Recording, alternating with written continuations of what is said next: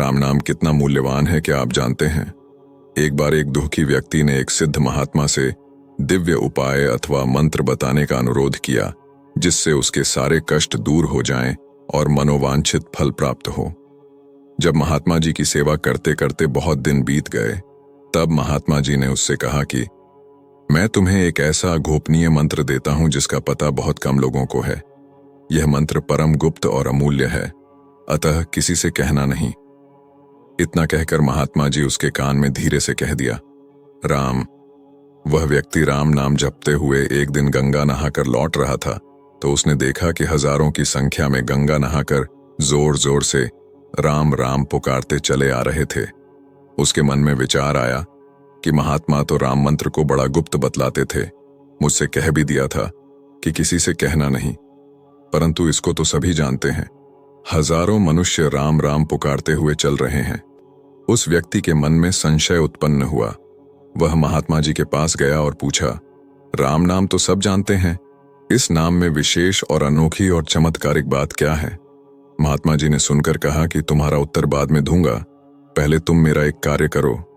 महात्मा जी ने झोली में से एक चमकती हुई कांच की सी गोली निकाली और उस व्यक्ति के हाथ में देकर कहा कि बाजार में जाकर इसका मूल्यांकन करा कर लाओ, लेकिन इसे बेचना नहीं है, सिर्फ कीमत जाननी है। वह व्यक्ति महात्मा जी के आदेश पर उस कांच की गोली लेकर एक सब्जी बेचने वाले के पास गया और उसे दिखाकर कहा कि इसकी क्या कीमत दोगे भाई? सब्जी बेचने वाले ने पत्थर की चमक और सुंदरता देखकर सोचा कि बच्चों के खेलने के लिए कांच की बड़ी सुंदर गोली है, बाजार में कहीं ऐसी नहीं मिलती। उसने कहा, सेर दो सेर आलू और बैंगन ले लो। वह आगे गया और पहुंच गया एक महाजन की दुकान पर। महाजन ने पत्थर की चमक देखकर सोचा कि अच्छा पत्थर है, बाट के रूप में प्रयोग कर लूंगा। अतः उसने उसकी कीमत 100 रुपए लगाई, लेकिन गुरु की आज्ञा थी कि बेचना नहीं, सिर्फ दाम लगवा कर आना। इसलिए वह और आगे बढ़ चला। रास्ते में एक सुनार की दुकान पड़ी। सुनार को वह टुकड़ा दिखाकर पूछा, इसकी क्या कीमत दोगे? सुनार ने हाथ में लेकर देखा और उसे अच्छा रत्न जानकर 1000 रुपए देने को कहा। वह व्यक्ति हैरान हो गया कि साधारण से कांच के टुकड़े का 1000 रुपए। उसकी दिलचस्पी भी बढ़ गई। वह और आगे गया, एक जौहरी के यहां पहुंचा। जौहरी ने उस चमकने वाले पत्थर को देखकर मन में विचार किया कि इतना बड़ा और ऐसा अच्छा हीरा तो जगत में कहां होगा। जब वह व्यक्ति उसे बेचने को तैयार नहीं हुआ, तो जौहरी ने उससे 1 लाख रुपए में बेचने पर जोर दिया।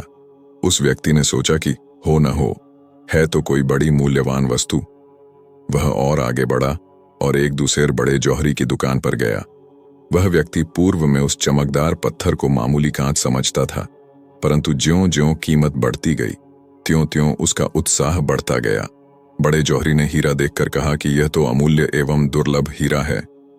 इस देश के सारे जवाहरात इसके मूल्य में दे दिए जाएं, तब भी इसका मूल्य पूरा नहीं होता। इसे बेचना नहीं। यह सुनकर वह व्यक्ति वापस महात्मा जी के पास गया और बोला कि महाराज, इसकी कीमत कोई कर ही नहीं सकता, यह तो अमूल्य वस्तु है। गुरु ने पूछा कि तुमको यह किसने बताया? उस व्यक्ति ने कहा कि मम प्रभो, मैंने यहां से बाजार में जाकर पहले सब्जी वाले से पूछा तो सेर दो सेर शाक देना स्वीकार किया। महाजन ने 100 रुपए कहे, सुनार ने 1000, जौहरी ने लाख, और अंत में सबसे बड़े जौहरी ने इसे अमूल्य बताते हुए यह कहा कि इस पत्थर को कभी बेचना नहीं, क्योंकि यह इतना नायाब पत्थर है कि इसे दुनिया के कई जौहरी अपनी घर संपत्ति बेचकर भी नहीं खरीद सकते। महात्मा जी ने उससे रत्न लेकर अपनी झोली में रख लिया। उस जिज्ञासु व्यक्ति ने कहा कि महाराज, अब मेरी शंका का निवारण कीजिए। महात्मा जी ने कहा, मैं तो तुझे शंका निवारण के लिए दृष्टांत सहित उपदेश दे चुका, तुमने अभी भी नहीं समझा, इसलिए फिर समझाता हूं। इस रत्न की कीमत कराने में ही तुम्हारी शंका दूर हो जानी चाहिए थी। रत्न अमूल्य था, परंतु उसकी असली पहचान केवल सबसे बड़े जौहरी को ही हुई, दूसरे नहीं पहचान सके। यदि मैंने तुझे बेचने के लिए आज्ञा दे दी होती, तो तुम सेर दो सेर शाक सब्जी के मूल्य पर इसे बेच ही देते, आगे बढ़ते ही नहीं।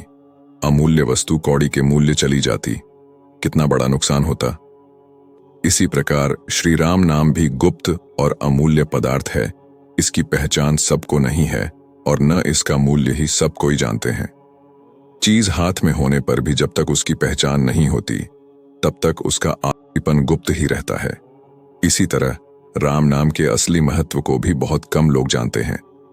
राम के महत्व को जानने वाले का जीवन तर जाता है।